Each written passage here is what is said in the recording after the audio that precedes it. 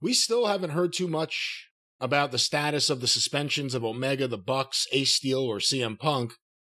The length of the suspension, if there is in fact a suspension, I guess we've heard that at least, that there are suspensions, yes. But we still don't know too much about this whole thing. Well, it sounds like that they dropped the suspensions on people that could reasonably have been expected to have been there trying to break it up instead of getting involved in it. I was right. We shocked. Well, I'll just say we did see Pat Buck, Christopher Daniels, I think Brendan Cutler and Nakazawa were cleared, I believe. And I was surprised about Christopher Daniels. And Topher backstage, I believe, was cleared. Who? It's someone you don't know, but he was involved.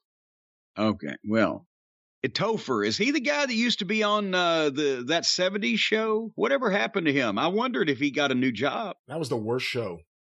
But nevertheless, I was surprised about Christopher Daniels because he's a grown adult and he is a talent relations, executive now that Tony put out all those promotions. And even if he is from California and friends with the Cucamonga Kids camp, I didn't expect him to, be going into a locker room with mayhem in his heart. He's probably one of the people that was trying to at least observe, caution, calm down, whatever the fuck. So I can see that. Cutlet and knock it to fuck off. I mean, they're probably just dim-witted stooges that were following their, the leaders of the Treehouse Boys Club. But I don't see how you can drop any of the EVP's suspensions without dropping all of them. And I don't see how you can actually penalize Ace Steel if you're not penalizing Punk, because Steel was coming to Punk and his wife's assistance.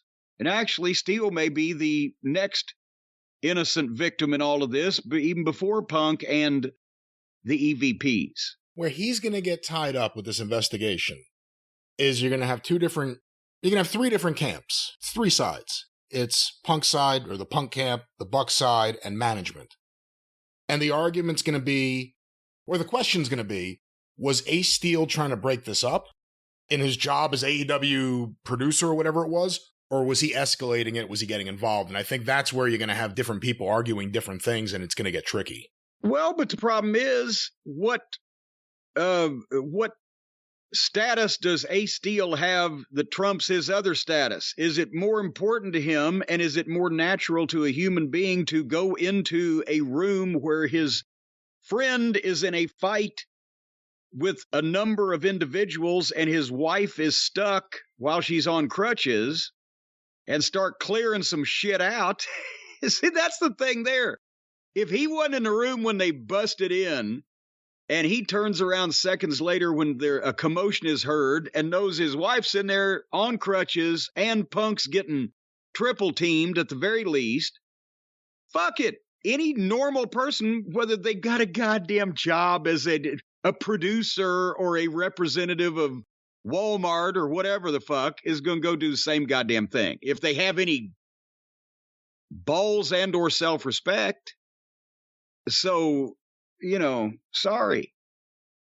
If his wife hadn't have been in there and he hadn't seen numerous guys in a conflict with his single alone best friend, then you're supposed to break some shit up, whatever the fuck. But no, that other shit changes.